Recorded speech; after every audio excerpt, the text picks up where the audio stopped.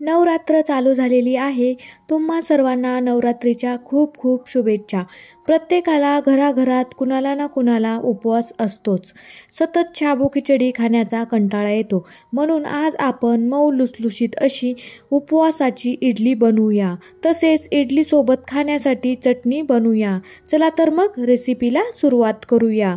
सर्वप्रथम मी इथे 1 कप भगर व अर्धा कप साबुदाणा घेतलेला आहे. भगरीला वरई आणि उपवासाचा तांदूळ देखील म्हणतात. कुठल्याही किराणा स्टोअरमध्ये मिळून जाईल. याचे आपण उपवासाचे प्रेमिक्स बनवणार आहोत. म्हणजे तुम्ही या प्रेमिक्सपासून उपवासाचे आणखी पदार्थ बनवू शकाल. हे एका स्वच्छ मिक्सरच्या भांड्यात घालूया आणि बारीक असे दळून घेऊया. मिक्सरचे भांडे छोटे असल्यामुळे मी हे मिश्रण 3 टप्प्यात बारीक करून घेतलेले आहे. एका हवाबंद डब्यात काढून घेऊया. हे पीठ तुम्ही महिनाभर स्टोअर करू शकता आणि जेव्हा वाटेल तेव्हा उपवासासाठी इडली, डोसा, अप्पे या प्रेमिकपासून बनवू शकता. आता यातील 1 कप उपवासाचे प्रेमिक्स घेऊया. वजनी म्हणाल तर 150 ग्रॅम इतके हे प्रेमिक्स आहे. इडली बनवण्यासाठी आपण इतके पीठ वापरणार आहोत.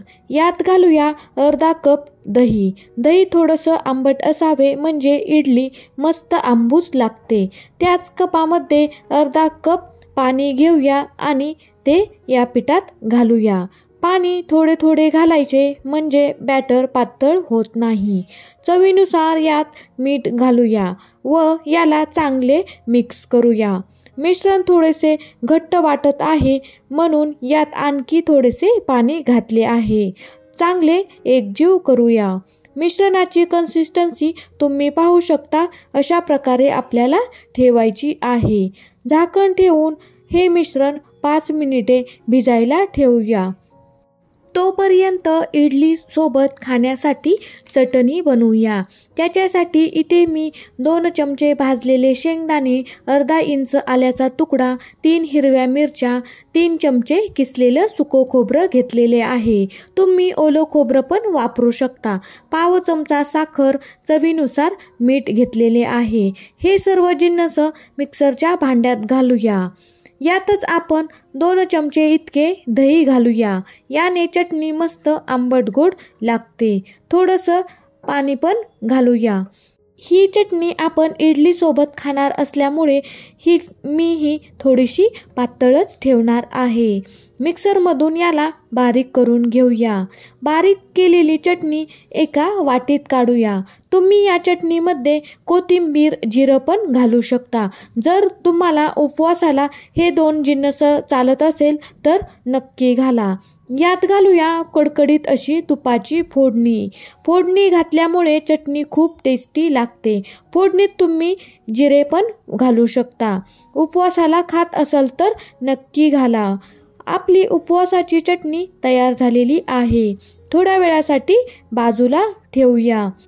मिश्रण पण मस्त भिजले गेलेले आहे. थोडंसं घट्ट वाटत आहे म्हणून थोडंसं पाणी घातलेले आहे. सर्व मिश्रणासाठी 1 कप पाणी लागलेले आहे. मिश्रण चांगले एकजीव करूया. मिश्रण साईडला ठेवूया आणि इडली पात्राला तूप लावूया. शेंगदाण्याचा तेलाचा वापर केला तरी चालेल. तूप चांगल्या प्रकारे लावायचे म्हणजे इडली काढायला सोपी जाते. तुमच्याकडे जर इडली पात्र नसेल तर तुम्ही ही इडली छोट्या वाटीत पण बनवू शकता. वाटीला अशाच पद्धतीने तेल लावून मिश्रण घालून ती वाफलून घेऊ. आता मिश्रणामध्ये घालूया पाव चमचा इतका खाण्याचा सोडा. तुम्ही इनो फ्रूट सॉल्ट पण वापरू शकता. सोडा ॲक्टिवेट होण्यासाठी चमचाभर पाणी घालूया. चांगले एकत्र करूया. बघा मिश्रण लगेच फुगायला सुरुवात झालेली आहे. आता हे मिश्रण पळी घेऊन इडली पात्रात घालूया. ही प्रोसेस आपल्याला पटकन करायची आहे. उपवासाच्या आणखी रेसिपी चॅनलवर अपलोड आहेत. नक्की जाऊन पहा. डिस्क्रिप्शनमध्ये लिंक पण देते. आणि तुम्हाला आणखीन एक निवेदन, तुम्ही जर माझ्या चॅनलवर नवीन असाल तर माझ्या चॅनलला पटकन सबस्क्राईब करा आणि साईडचे बेल आयकॉन प्रेस करा. म्हणजे जेव्हा मी नवनवीन रेसिपी चॅनलवर अपलोड करेल तेव्हा तुम्हाला त्याचे नोटिफिकेशन येत जाईल। अशा पद्धतीने मी दोन्ही इडली पात्रात बॅटर भरून घेतलेले आहे। इडलीचे स्टीमर मी पाणी घालून गरम करण्यास ठेवले होते। पाणी आपले मस्त उकळलेले आहे। आता यात इडलीचे पात्र ठेवून 10 ते 12 मिनिटे इडली मस्त अशी वाफलून घेणार आहोत। आधी 4 ते 5 मिनिटे फुल गॅसवर व नंतर मीडियम टू लो गॅसवर स्टीम करायची आहे।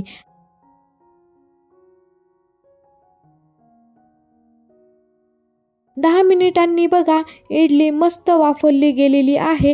काढून थोडीशी थंड करूया। थोडीशी थंड झाल्यावर चमच्याच्या मदतीने सर्व इडल्या आपण काढून घेणार आहोत। बघा किती पटकन इडली निघलेली आहे। मऊ लुसलुशीत अशी इडली तयार झालेली आहे। अगदी साध्या आणि सोप्या पद्धतीने ही उपवासाची टम्म फुगलेली इडली बनवू शकता। नक्की बनवून पहा। आजची उपवासाची इडली व चटणी तुम्हाला कशी वाटली नक्की कमेंट करून सांगा। आवडली असेल तर लाईक करा। तुमच्या मित्रपरिवारासोबत नातेवाईकांना शेअर करा। भेटूया अशाच नवनवीन रेसिपी घेऊन। तोपर्यंत धन्यवाद।